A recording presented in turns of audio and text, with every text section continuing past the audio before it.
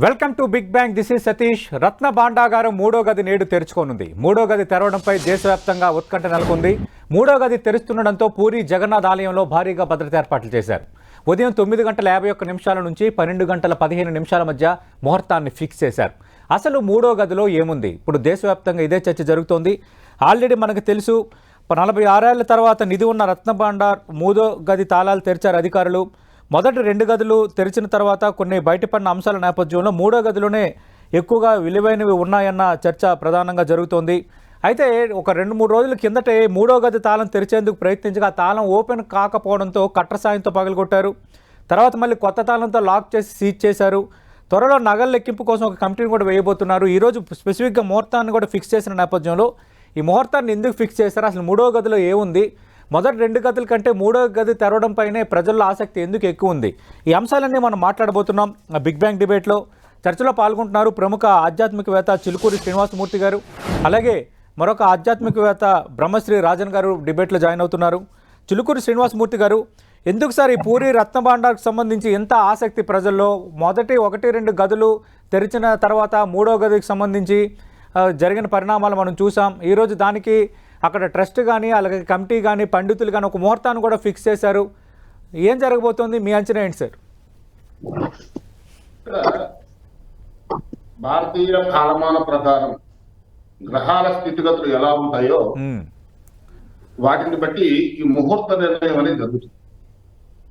ఎందుకంటే కొన్ని ముహూర్తాలలో కొన్ని దుష్ట సంఘటనలు జరిగేటటువంటి సూచనలు కూడా మనకు సంభవిస్తున్నాయి. అందుకనే సనాతన సాంప్రదాయంలో ఆధునిక కాలం వచ్చినప్పటికీ కూడా ముహూర్తానికి అంత ప్రాధాన్యత వర్తిస్తూ వస్తుంది. మనం గతంలో మీరు పెట్టిన చర్చలో ముహూర్తంలో ఇది ఇవాళ సాధ్యపడదు అని చెప్పి చెప్పుకోవడం జరిగింది. అవును సార్. అలాగే ఇప్పుడు ఈ 9:15 మళ్ళీ ముహూర్తం అంటే ఆ ముహూర్తంలో ఉన్నటువంటి ఇబ్బందులు ఏవైతే తలెత్తాయో అవి మళ్ళీ పునః ఇబ్బంది కలగ చేయకూడదు అనే విషయంలో మళ్ళీ ఇంకొక ముహూర్త నిర్ణయం చేసి ఈ రోజున ఇది ప్రారంభం చేయడం జరుగుతుంది. దాంట్లో ఎటువంటి విఘాతాలు కలగడం అని కూడా మనం పూర్వం చెప్తున్నాం. ఈ సర్పాలు, ఈ బంధనాలు ఇవన్నీ కూడా కొంతకాలం వరకు ఇవి పరిమితి ఉంటాయి. దాని తర్వాత దాని యొక్క పరిణామాలు ఏవైతే ఉందో ఆధ్యాత్మిక కారకుడైనటువంటి కేతు ఈ రోజున ఈ భాండాగారం తెరవడానికి ముఖ్య కారకుడయ్యారు. ఇంకోటి, సముద్ర పరివాహక ప్రాంతాల్లో గతంలో నవాబుల పాలనలో కానివ్వండి, లేకపోతే యుద్ధాల కారణంగా కానీ ఒక భయానక ఉత్పాదాలు, అలాగే మనకి రామాయణంలో కూడా చూస్తే యుద్ధకాండలో ఈ రామసేతు నిర్మాణంలో సముద్రుడిపై రాముడే 3 రోజులు అహోరాత్రాలు తపస్సు చేశాడు. కాబట్టి అట్లా భగవంతుడే ఒక ప్రకృతికి ఏదైనా ప్రకృతిలో సహాయం పొందాలి అంటే అర్జించడం అనేది, అభ్యర్థించడం అనేది భగవంతునికి కూడా ఇదే. కాబట్టి మానవ మాత్రం మనం చేసేటటువంటి ఒక దుస్సాహసమైనటువంటి ఒక సంఘటనని మనం దాన్ని చేపట్టాలి అన్నప్పుడు కొన్ని ప్రక్రియలు, కొన్ని జాగ్రత్తలు, సూచనలు పాటించాల్సిన అవసరం ఖచ్చితంగా ఉంది అని చెప్పేసి ఈ రోజున ఈ రత్న భాండాగారం మళ్ళీ ముహూర్తం పెట్టి ఓపెన్ చేయడం వల్ల ఇది మనకి ఖచ్చితమైన ఆధారం ఉంది అని చెప్పేసి మనం నిర్ణయించుకోవచ్చండి. అంటే చిలుకూరు శ్రీనివాసమూర్తి గారు, మనం చూసాం మొన్న, అంటే మొదటి 2 గదులు తెరిచేటప్పుడు నాగబంధం ఉందని ఈ తరహా చర్చ అంతా జరిగింది, అది లేదని తర్వాత తేలిపోయింది. కానీ అదే సందర్భంలో అక్కడున్న ఎస్పీ సమస్యలు పడిపోవటం, కొన్ని పరిణామాలు చోటు చేసుకోవటం, ఇవన్నీ ఎలా చూడాలి? వీటి గురించి మీరు చక్కని ప్రశ్న అడిగారు. ఇప్పుడు మనం చాలా పురాతన దేవాలయాలు వెళ్తూ ఉంటాం. అంటే అక్కడికి వెళ్ళినప్పుడు గబ్బిలాలు అవి నివసించడము, కొన్ని రకాలైనటువంటి అంటే దుర్వాసనలు వస్తూ ఉంటాయి. ఇప్పుడు అదే మనం తిరుపతి పుణ్యక్షేత్రం తీసుకుంటే నిత్యము భక్తుల తాకిడి ఉన్నప్పటికీ కూడా అక్కడ పచ్చకర్పూరంతో అది శుభ్రం చేసి కడగటము, అంటే అక్కడ ఏదైతే దుష్పరిణామాలు అవి చోటు చేసుకోకుండా భక్తులు ఎవరైనా సరే వచ్చి వాళ్ళు ప్రతి దేవాలయంలో కూడా దేవాలయం మూసిన తర్వాత అక్కడ ఏవైనా కట్టేసి ఉన్నా కానీ లేకపోతే మొక్కుబళ్ళు ఉన్నా కానీ అవన్నీ కూడా నీట్ గా క్లీన్ చేసేస్తూ ఉంటారు. పరిశుభ్రం చేయాలి. చేసేసి మళ్ళీ దేవాలయంలో మళ్ళీ పునః తెల్లవారు మళ్ళీ పూజ చేసే సమయానికి ఇదంతా కూడా పవిత్రంగా ఉంచి ఆ స్వామిని ఆరాధన చేయడం అనేది మన సనాతన సాంప్రదాయంగా ఉందండి. శరీరం శుచిగా ఉండాలి, పరిసరాలు శుభ్రంగా ఉండాలి, భగవంతుని కూడా మనం ఆ యొక్క పవిత్రతా భావంతో మనం అర్చన చేయాలని చెప్పేసి మన సనాతన సాంప్రదాయంలో మడి ఆచారాలు, కట్టుబాట్లు ఇవన్నీ కూడా పెట్టుకుంటూ వచ్చారు. అలాగే దేవాలయ వ్యవస్థల్లో కూడా ఈ రోజున దేవాలయాలు ఇవన్నీ కూడా ప్రభుత్వం పాలైపోయి అశుభ్రతకు గురవుతున్నాయి తప్ప అటువంటి యొక్క ఇది ఏదైతే ఉందో ఆ పండితులకు కానీ పీఠాధిపతులు కానీ లేకపోతే అక్కడ ఉన్న అర్చక స్వాములు కానీ స్థానాచారులు కానీ వాళ్ళు చెప్పిన విధంగా పాటిస్తే కనుక మన హిందూ సనాతన సాంప్రదాయం ఇప్పుడు పూరి జగన్నాథ స్వామి దేవాలయంలో అక్కడ ఉన్నటువంటి ఆచార వ్యవహారాల ప్రకారం అక్కడ ఉన్నటువంటి సమయానుకూలంగా ముహూర్తం నిర్ణయం చేసి ఎంత పరిశుభ్రంగా వాళ్ళు దీక్షగా ఉన్నారు చూడండి ముందు నుంచే. అవును, ఈ రత్న భాండాగారం తీయాలి అన్నప్పుడు మనం ఈ విధంగా ఉపవాస దీక్ష చేసి ఆ స్వామి సన్నిధిలో మనం ఆ స్వామి సొమ్మును మనం తీయాలి, ఇది ప్రజలకు అందజేయాలనే ఉద్దేశపూర్వకంగా చేస్తున్నారు చూడండి. ఇది గమనించదగ్గ విషయం అండి. బ్రహ్మశ్రీ రాజన్ గారు, మనం చూసాం గత వారం రోజులుగా మనకి పూరి జగన్నాథ స్వామి రత్నభాండార్ సంబంధించిన చర్చ జరుగుతుంది దేశవ్యాప్తంగా. ఆల్రెడీ మొదటి 2 గదుల్లో సంబంధించి కొంత ఓపెన్ చేసిన తర్వాత కొన్ని అంటే స్వామివారికి నిత్యం అలంకరించే ఆభరణాలను కొన్ని తీసి భద్రపరిచారు. ఈరోజు పత్రికల్లో చూస్తే ఒక 7 నుంచి 8 పురాతన విగ్రహాలు కూడా దొరికాయి. వాటి విలువ అనేది మేము లెక్క కట్టలేదు, అవి నల్లగా మారిపోయాయి, 4 దశాబ్దాలుగా దాన్ని ఎవరూ పట్టించుకోలేదు, వాటిని తాకలేదు, వెంటనే ఒక దీపం వెలిగించి వాటికి పూజలు చేశామని నిన్న ట్రస్ట్ కానీ అలాగే పర్యవేక్షించడానికి ఒడిశా ప్రభుత్వం నియమించిన 11 మంది సభ్యుల కమిటీ చైర్మన్ విశ్వనాథ్ రాథ్ నిన్న రాత్రి ఒక ప్రకటన చేశారు. ఈరోజు 3వ గది తెరవడం పైన ఒక ముహూర్తం ఫిక్స్ చేశారు. మీ అంచనా ఏంటి సార్? 3వ గదిలోనే ఎక్కువగా పూరి జగన్నాథ స్వామికి చెందిన అలాగే గతంలో ఆ రాజుల నాటి ఆభరణాలు కానీ వజ్ర వైడూర్యాలు కానీ ఏమైనా బయటపడబోతున్నాయా? తప్పకుండా అమ్మా. హరే కృష్ణ హరే రామ. 3వ గది తెరవటం కూడా చాలా అద్భుతమైనటువంటి ఒక ముహూర్తాన్ని వీళ్ళు నిర్ణయించుకోవడం వల్ల ఇది ఏంటంటే దైవ ఒక ప్రశ్న వేస్తారమ్మా. ఏదైనా కూడా దైవ ప్రశ్న వేసిన తర్వాత ఈ ముహూర్తం అనేది దైవ ప్రశ్న ద్వారా రావటం అనేది జరుగుతుంది. వేసిన తర్వాత దీంట్లో పసిడికి సంబంధించినటువంటి విగ్రహాలు చాలా వరకు కూడా ఉన్నాయని, దానికి వెల కట్టలేనివని, ఎందుకంటే ఆ రోజుల్లో గజపతి మహారాజు అనేటువంటి మహారాజు ఒరిస్సాకి దాదాపు ఒక 16 ఏనుగుల సంబంధించినటువంటి పసిడి బంగారపు విగ్రహాలు కానీ పసిడి బంగారం కానీ ఆ ఒక 3 నీలమాలికలు దాచిపెట్టినట్టుగాను ఆధారాలు శాసనాలు మనకు కనపడతా ఉన్నాయి. దీని ద్వారా ఈ 3వ నీలమాలికను తెరిచిన తర్వాత ఈ 2 నీలమాలికల కన్నా 3వ నీలమాలికలో అనంతమైనటువంటి ఒక సంపద ఉన్నట్టుగా మనకు ఇక్కడ సాక్ష్యాధారాలు నిర్ధారణ అవుతున్నాయి. దానికి ముందు ఇక్కడ విషవాయువుతో బంధనతో చేసినటువంటి ఆదిశేషుని ఒక వాసుకి ఒక బంధన ఉన్నట్టుగా మనకు సాక్ష్యాధారాలు ఉన్నాయి. దీనికి గరుడ బంధనతోని చక్కగా వీళ్ళు అన్ని ఒక ఉపాయనం చేసుకొని వేదమంత్ర ఉచ్చారణతో స్వామివారి శ్రీవారి ఒక శ్రీబండాకారము ఓపెన్ చేయడానికి సిద్ధమైనట్టుగా ముహూర్తం ఖరారైనట్టుగా మనకు తెలువబడుతుంది. ఈ విగ్రహాల్లో పసిడి విగ్రహాల్లో మీకు అంటే పూర్వం ఎలా చేసేవాళ్ళంటే స్వామి ఆ విగ్రహాల్లోని అన్నిటి కూడా డైమండ్స్ గాని వజ్రాలు గాని వైడూర్యాలు గాని పొదిగిచ్చేవాడు. ఇప్పట్లో అయితే మనం డైరెక్ట్ పూత పోసేస్తున్నాం ఏమా.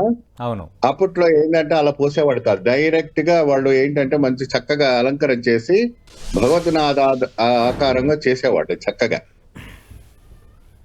సో అటువంటివి విలువ కట్టలేనివంటివి, కొన్ని కోట్లకు విలువ కొట్టలేనివంటివి ఈ ఒక 3వ గదిలో ఉన్నట్టుగా మనకు నిర్ధారణ అవుతుంది.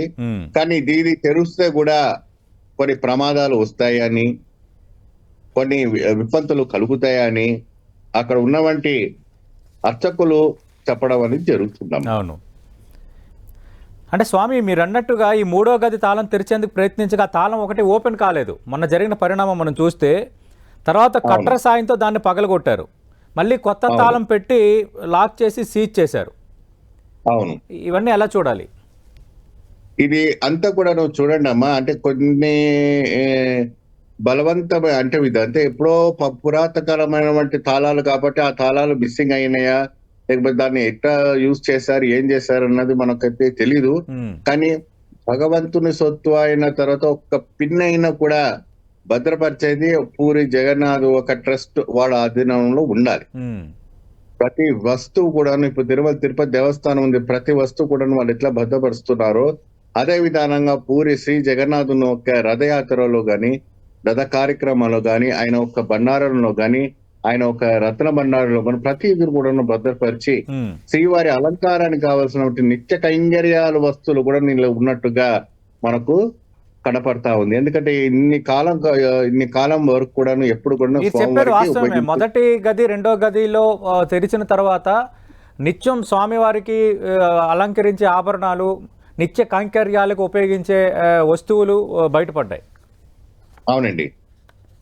దీంట్లో ఎక్కువ శాతం కూడా అదే విధానంగా అప్పట్లో ఉన్నటువంటి కిరీటాలు, మరియు అదే విధానంగా స్వామివారి సింహాసనాలు, స్వామివారి యొక్క బలరాం, సుభద్ర, శ్రీకృష్ణుడిని కూడా విగ్రహాలు, పసిరి విగ్రహాలు, వజ్ర వైఢూర్యాలతో అమర్చుకున్న వంటి విగ్రహాలు ఇక్కడ కూడా ఉన్నట్టుగా మనకు సాక్ష్యాధారాలుగా మనకు నిర్ధారణ అవుతా ఉన్నాయి. ఎందుకంటే వాళ్ళంతా కూడా ఏంటంటే పాలి భాషలో ఒక తాళపత్రాల్లో రాసి పెడతారు, అంటే రాగి రేకులో రాసి పెడతారు. ఆ రాగి రేకులు పెట్టినటువంటి శాసనాల ద్వారా ఇప్పుడు వాళ్ళంతా కూడా తీయవటం అనేది జరుగుతా ఉంది. ఇప్పుడు గవర్నమెంట్ ఇవన్నీ కూడా లెక్క పెట్టి ఇవన్నీ సరిగా ఉన్నాయా లేవా, భద్రంగా ఉన్నాయా లేవా, ఎందుకంటే అమూల్యమైనటువంటి ఒక వస్తువు, యాంటిక్ పీస్ అంటారు దీన్ని. దీనికి ఏంటంటే ఒక ఎలా అంటే ఒక అద్భుతమైన వంటిది, ఇది కనురార చూడాలన్నా కూడా మనకు ఈ జన్మకు పుణ్యం కలుగుతుంది. అటువంటి ఒక పవిత్రమైన ఒక కార్యం ఇది. సో దీనికి కూడాను చాలా వరకు కూడా సేమ్ మన రెండవ గది ఎలా తెరిచారో అదే రకంగా ఏమన్నటువంటి ప్రయత్నం చేస్తున్నారు. ఈ ముహూర్తం పెట్టడం అనేది జరుగుతుంది. ఈ ముహూర్తము అది మంచి ముహూర్తంగా భావించేసి ఒక బ్రాహ్మణ ముహూర్తం అనుకోవచ్చు, లేదంటే ఒక దైవ ముహూర్తం అనుకోవచ్చు. ఈ ముహూర్తంలో కూడా దిగ్విజయం అవుతారా అవరా అన్న విషయం పైన కూడా ఆ పూరి జగన్నాథుని పైనే ఉంది మనకి. రాజన్ గారు, మీరు అన్నట్టుగా ఆ ఉత్కంఠ అందరిలోనూ ఉంది. ఎందుకంటే మొదటి రెండు గదులకు ఎలాంటి సమస్య ఎదురు కాలేదు, కానీ మూడో గదికి దానికి సంబంధించిన తాళం పెట్టి తెరిచినప్పుడు అది తెరవకపోవడం, కట్టర్ తెచ్చి కట్ చేయటం, మళ్ళీ కొత్త తాళం వేయటం, అలాగే అధికారులు సమస్యలిపోవటం, ఇలాగా రకరకాలుగా ప్రజల్లో ఒక రకమైన ఉత్కంఠ ఉంది. రైట్. శ్రీనివాసమూర్తి గారు, మనకి తెలుసు అంటే 1978 మే 13 జూలై 23 మధ్యలో లెక్కింపు పెట్టారు. దాదాపు చాలా ఏళ్ళు అయిపోయింది. తొలిసారిగా 1805లో జూన్ 10న ఆభరణాలు సంపదలు లెక్కి పెడితే 1805 రిపోర్ట్ కూడా 10 సంపాదించింది శ్రీనివాసమూర్తి గారు. 1805లో రిపోర్ట్ ప్రకారం 64 స్వర్ణ రజిత ఆభరణాలు స్వామివారికి ఉన్నాయి, 128 బంగారు నాణేలు, 24 బంగారు మొహర్లు, 1297 వెండి నాణేలు, 106 రాగి నాణేలు, 1333 రకాల వస్త్రాలు, ఇవన్నీ ఉన్నాయి. అలాగే వీటిని 9 అడుగుల పొడవు 3 అడుగులు ఎత్తున్న 5 చెక్కపెట్టెల్లో భద్రపరిచారు. వాటి విలువ కట్టేందుకు 70 రోజుల సమయం పడుతుంది అంటున్నారు. అంటే వీటన్నిటిని లెక్కింపు వల్ల ఏం చేయొచ్చు, అసలు ఈ ఉద్దేశం ఏంటి? అంటే ఈ 3 గదులు తెరవటం వల్ల తర్వాత ఈ ఆభరణాలను బయటికి తీసిన తర్వాత ఏం చేయొచ్చు? ఇక్కడ ముఖ్యంగా ఏమవుతుందంటే ఇది ఆలయ సంపద అండి. ఈ ఆలయంలో అప్పుడు ఉన్న రాజులు ఎవరైతే పూర్వం దేవాలయం నిర్మిస్తే దేవాలయ నిర్మాణానికి ఎంత ఖర్చు అయిందో ఆ రోజుల్లో చాలా అంటే పరిశ్రమ చేసి ఆ రాజులు ఆలయాలని ధర్మ సంరక్షణ కోసం శంకరాచార్యులు వారు చెప్పినట్టుగా విగ్రహారాధన ఇది ఎప్పుడైతే మొదలైందో అప్పట్లో ఈ ప్రతిష్టా కార్యక్రమాలు చేయటము, ఆలయాలు కూడా మహావైభవంగా అంటే భోగాలు జరగటం కానివ్వండి, ఆహారానికి కానివ్వండి, విశ్రాంతి తీసుకోవడానికి కానివ్వండి, ఈ రోజున రెస్టారెంట్లు వచ్చాయి, యూనివర్సిటీలు వచ్చాయి, ఇవన్నీ వచ్చాయి. అప్పట్లో దేవాలయాలే విశ్వవిద్యాలయాలు, ఆశ్రమాలు, మఠాలు, పీఠాలు ఇవన్నీ కూడా స్థాపించారు. ప్రజలకు అక్కడ అలాగే మనకి కార్తీక మాసంలో కూడా చీకట్లో ఆకాశ దీపం పెట్టేవారు. ఇక్కడ దేవాలయం ఉంది అని చెప్పి ఆ రోజున ఇంత వాహన సౌకర్యాలు లేవు. అవును సార్. తర్వాత మనకి 78 తర్వాత ఇదంతా కూడా అభివృద్ధిలోకి వస్తూ వచ్చింది. ఆ రోజుల్లోనే ఈ తాళం ఓపెన్ చేశారంటే అప్పట్లో అంటే ఎంతో పురాతన వేల సంవత్సరాల క్రితం ఇది దాచిపెట్టినటువంటి మరుగున పడినటువంటి సంపద అండి.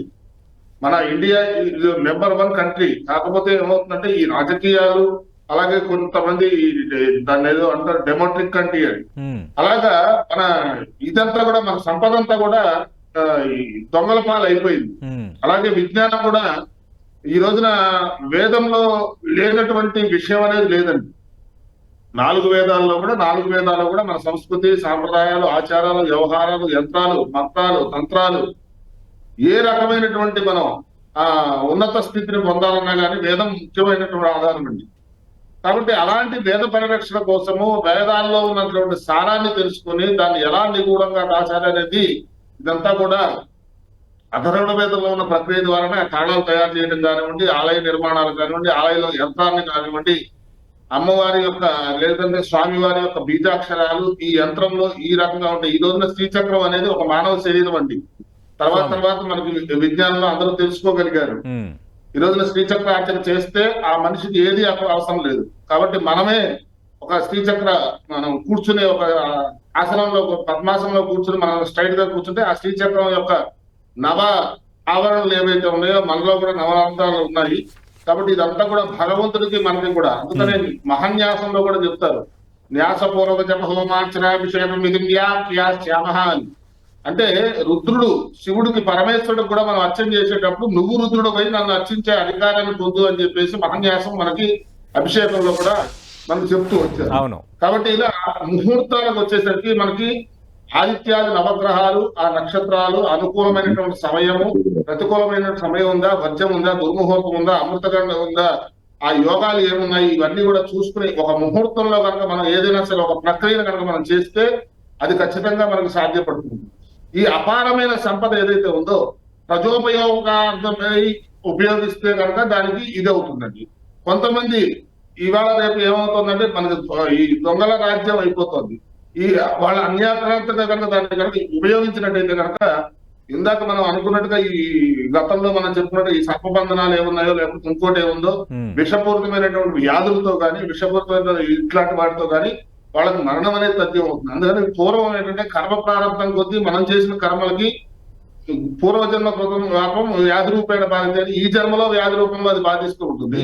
కాబట్టి ఇప్పుడు ఏమవుతుందంటే మనం బోనస్ కర్మలు ఏవైతే చేసుకున్నామో భగవంతుడు కూడా ఇవాళ ఆన్లైన్ సిస్టమ్ అయినట్టుగా మీరు ఇందాక అన్నారు, అక్కడ ఎక్కడో ఒక ఆయన ఏదో ఆ వాసన తట్టుకోలేకనో లేకపోతే ఆ గ్యాసెస్ వల్లనో ఒక్క ఆయన సొమ్ము పడ్డాడు తప్ప అక్కడ ఎటువంటి ప్రమాదకరమైనటువంటి ఇది లేదు.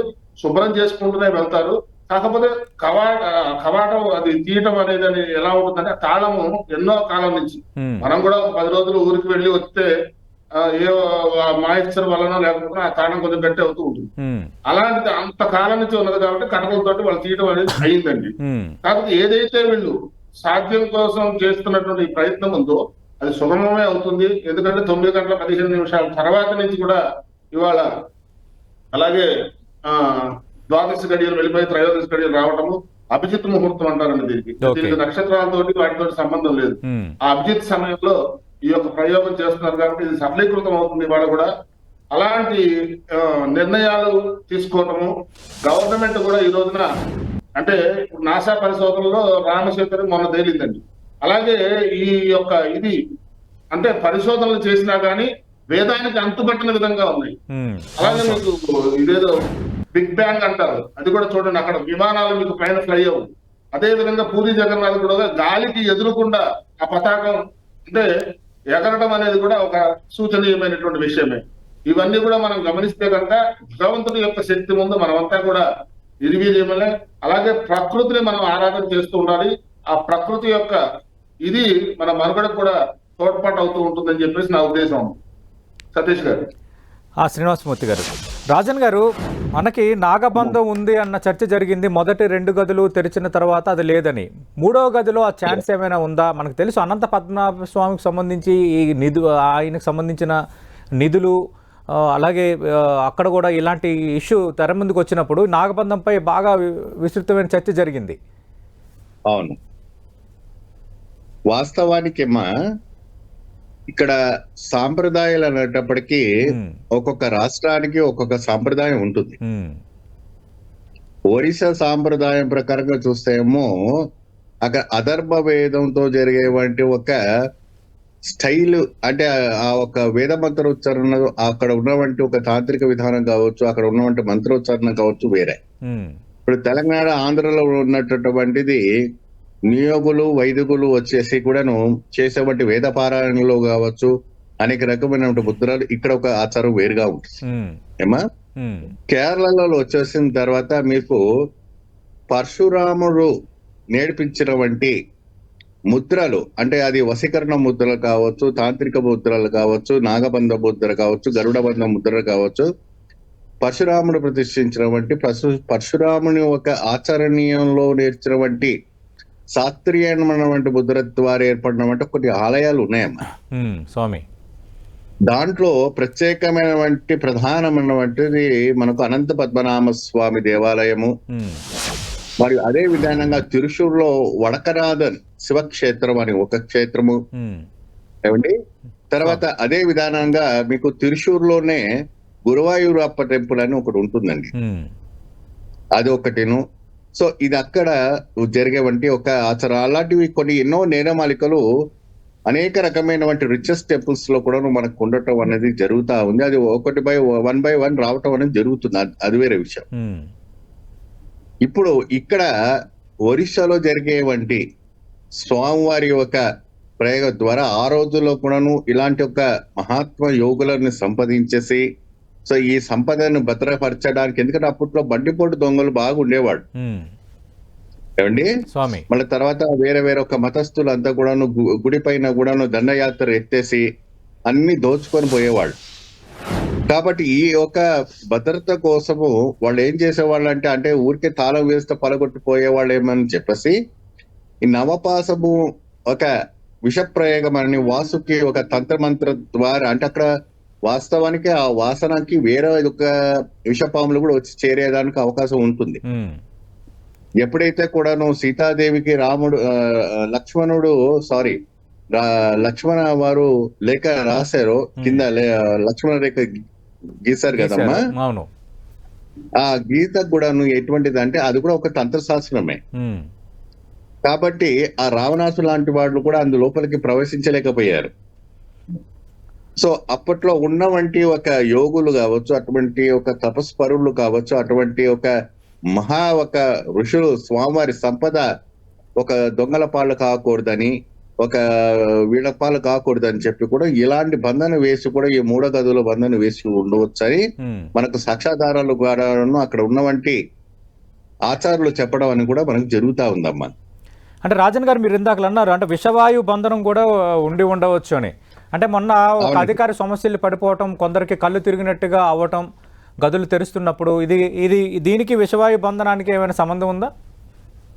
ఇది వచ్చేసి విషవాయు బంధన అన్నట్టుగా మనకు ఇక్కడ తెలియలేదు. అది ఏంటంటే ఆక్సిజన్ అక్కడ అందలేకపోవచ్చు. ఎందుకంటే అది కొన్ని 1978లో మూతబడిన వంటి ఒక ఆలయ గది ఈ ఒక 46 సంవత్సరాల తర్వాత నిర్మాణం చేశారు కాబట్టి, ఓపెన్ చేశారు కాబట్టి ఆ ఒక్క వాయుతోని అక్కడ ఉన్న ఎస్పీ గారి కింద పడిపోయారు. అవును. మరి ఇతర వాళ్ళకు కూడా స్కిన్ ఇన్ఫెక్షన్స్ అవన్నీ అయింది, కొన్ని బయట పెట్టలేదు వాళ్ళు. కొందరికి అందరికి వామిటింగ్స్ కూడా అయినాయి, అవి కూడా బయట పెట్టలేదు.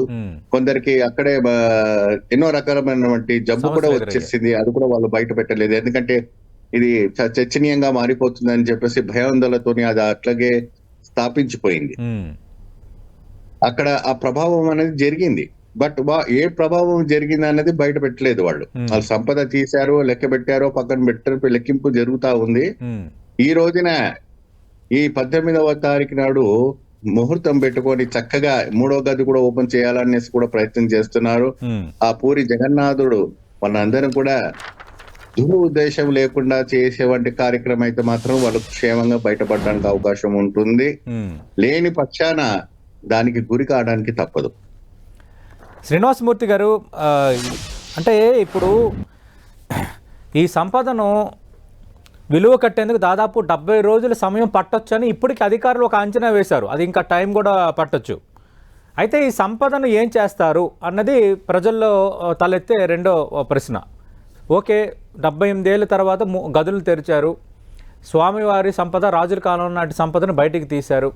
ఈ సంపదను ఇప్పుడు ఏం చేస్తారు అంటే స్వామివారికి కైంకర్యాలకో లేదంటే స్వామివారికి పూజలకు ఉపయోగించే ఆభరణాలు కానీ వస్తువులు కానీ అదొక ఎత్తు అయితే, ఈ మిగతా నేను ఇందాక చదివిన లిస్టు బంగారు నాణేలు, బంగారు మొహర్లు, స్వర్ణ రజిత ఆభరణాలు, రాగి నాణేలు, వెండి నాణేలు, వస్త్రాలు, ఇవన్నీ ఏం చేయొచ్చు సార్? ఈ నాణాలు ఏదైతే ఉందో అది ఇప్పుడున్న కాలమాన పరిస్థితుల్లో ఉన్న కరెన్సీ ఏదైతే ఉందో దాని కింద కన్వర్షన్ చేస్తారండి గవర్నమెంట్ అనుమతితోటి. అలాగే ఈ ఆభరణాలు అవి ఏవైతే ఉన్నాయో అవన్నీ కూడా స్వామికి మళ్ళీ పునః నూతనవి చేయించడం అది ట్రస్ట్ యొక్క పరిగణన ఉంటుంది. ఆ ట్రస్ట్ వారు గవర్నమెంట్ కి అనుమతి తెలియజేస్తే ఇది మీరు దీన్ని ఇప్పుడు గతంలో మనకు తిరువనంతపురంలో జరిగింది, ట్రస్ట్ వారు గవర్నమెంట్ ఆధీనానికి ఇచ్చేసారు. ఆ విధంగా కనుక ఈ ట్రస్ట్ వాళ్ళు కూడా ఆ విధంగా ఇస్తే కనుక అది గవర్నమెంట్ కి దాని యొక్క ఇది తీసుకుంటుందండి. నాణ్యాలు ఏవైతే ఉన్నాయో ఇప్పుడు కాలమాన పరిస్థితుల్లో ఉన్న కరెన్సీ ప్రకారంగా అవి మార్చడం అనేది ఆర్బీఐ సంబంధించిన విషయం. అవును, ఆర్బీఐ అధికారులు కూడా ఉన్నారు, దేశ సంపద అక్కడే ఉన్నారు ఆర్బీఐ అధికారులు కూడా. అవునండి సతీష్ గారు, అది ఎందుకంటే దేశానికి సంబంధించిన సంపద కాబట్టి ప్రభుత్వానికి అధికారం ఉంటుంది. ఆ పురావస్తు శాఖ వాళ్ళు ఉంటారు, దానికి ఆ ప్రమాణాలు ఏవైతే ఉన్నాయో అప్పుడు నాణ్యానికి ఇప్పుడు ఉన్నటువంటి దీనికి ఆ కరెన్సీ ప్రకారంగా దాన్ని మార్పు చేయడం అనేది జరుగుతుందండి. ఇది ప్రభుత్వ ఆధీనంలో ఉంది. ఇక నగలు, ఆభరణాలు, అలాగే స్వామివారికి ఉన్నటువంటి కొన్ని ఈ బంగారు సంబంధించిన వస్త్రాలు ఉంటాయి, అలాగే కొన్ని డైమండ్స్ ఏవైతే ఉన్నాయో అవి అన్ని కూడా భగవత్ సంపద కాబట్టి ఆ ట్రస్ట్ వాళ్ళ అనుమతి కోరుతారండి ఖచ్చితంగా. ఎందుకంటే దానికి ఉన్నటువంటి బైలాస్ ఏవైతే ఉంటాయో గవర్నమెంట్ కి సంబంధించిన ఎన్జిఓలో లేకపోతే ఆధ్యాత్మిక సంబంధించిన విషయాలు ఏవైతే ఉన్నాయో అవన్నీ కూడా ట్రస్ట్ నిర్ణయం చేసుకుంటుంది. కమిటీ ఏదైతే ఉందో ఇప్పుడున్న కమిటీ, ట్రస్ట్ కమిటీ, వీళ్ళిద్దరూ కూడా సమన్వయం చేసుకోవాల్సిన పరిస్థితి వస్తుందండి. నాణ్యాల విషయంలో మాత్రం ఖచ్చితంగా సుప్రీంకోర్టు ఏదైతే జడ్జిమెంట్ ప్రకారంగా ఇప్పుడు కమిటీ వేశారో ఆ కమిటీ నిర్ణయం ప్రకారం నాణ్యాలు అయితే మాత్రం ఆర్బీఐ ద్వారా మన ఏదైతే ప్రజోపయోగార్థమై ఇది దేశ సంపద కాబట్టి దాన్ని వినియోగించడం అనేది జరుగుతుంది. ఓకే, థ్యాంక్ యూ శ్రీనివాస్ మూర్తి గారు, అలాగే థ్యాంక్ యూ బ్రహ్మశ్రీ రాజన్ గారు. ఖచ్చితంగా 9:15 నుంచి 9:51 నుంచి 12:15 మధ్య వీటిని మూడో గది తెరవబోతున్నారు కాబట్టి మీలాగే మనం అందరం ఆసక్తిగా ఎదురు చూస్తున్నాం ఆ మూడో గదిలో ఏముండబోతుంది అన్నది. ఎందుకంటే మొన్న తాళం తీయటానికి ప్రయత్నిస్తే తాళం రాలేదు, కట్టర్ సాయంతో కట్ చేసి కొత్త తాళాన్ని అమర్చారు. మూడో గదిలోనే చాలా విలువైన సంపద ఉంది అన్న చర్చ కూడా జరుగుతోంది. స్పెసిఫిక్గా ఆర్బీఐ అధికారులు అలాగే ఒడిశా ప్రభుత్వం వేసిన విశ్వనాథ్ రథ్ కమిటీతో పాటు ట్రస్టు భారీ భద్రత నడుమ ఈరోజు అభిజిత్ లగ్న ముహూర్తంలో ఈరోజు ఇది జరగబోతుంది కాబట్టి చూద్దాం మూడో గదిలో ఏముంటుందన్న అంశం తెరిచిన తర్వాత ఈ విలువను ఏ విధంగా మదిస్తారు అంటే లెక్కింపు చేస్తారు. అలాగే ప్రభుత్వం ఈ పురాతన విగ్రహాలను వీటిని అధీనంలోకి తీసుకుంటే ప్రతిగా ట్రస్ట్కి ఏమిస్తుంది, ట్రస్ట్ ఏవేవి ఆభరణాలు కానీ ఏవేవి ఉంచుకోవాలని అనుకుంటుంది. అలాగే గతంలో సుప్రీంకోర్టు తీర్పు, ఎందుకంటే బంగారు నాణ్యాలు, వెండి నాణ్యాలు, రాగి నాణ్యాలు కూడా ఉన్నాయి కాబట్టి అవి ఆర్బీఐ పరిగణలోకి తీసుకుంటే వాటికి సమానమైన మొత్తాన్ని ఆర్బీఐ ఏమైనా మళ్ళీ ట్రస్ట్కి కానీ స్వామివారి అకౌంట్కి కానీ బదలాయిస్తారా? వీటన్నిటికీ మొత్తం సంపద బయటకు వచ్చిన తర్వాత అలాగే ఒక 70 నుంచి 80 రోజులు పట్టొచ్చని అధికారులు అంచనా వేస్తున్నారు కాబట్టి లెక్కింపు తర్వాత మాత్రమే ఈ ప్రహసనం కానీ ఈ కార్యక్రమం కానీ జరిగే అవకాశం అయితే కనిపిస్తోంది. దీనికి సంబంధించి 10 టీవీ గత వారం రోజులుగా ఇస్తున్న ఎక్స్క్లూజివ్ రిపోర్ట్స్, ప్రత్యేకంగా మా రిపోర్టర్ బాలుతో పాటు మా స్పెషల్ టీమ్ అక్కడి నుంచి అందరికంటే ముందుగా దేశంలోని ఏ ఛానల్ ఇవ్వనట్టుగా ఎక్స్క్లూజివ్గా పూరి రత్నభండార్కి సంబంధించిన కథనాలు ప్రసారం చేసింది. ఈరోజు ఉదయం 9 గంటల నుంచి 12:15 మధ్యలో జరిగే పరిణామాలు కూడా 10 టీవీ ఎక్స్క్లూజివ్ వీడియోస్తో ఎక్స్క్లూజివ్ మీకు అందించబోతుంది. Don't miss it. ఇది వాటి బిగ్ బ్యాంగ్ డిబేట్.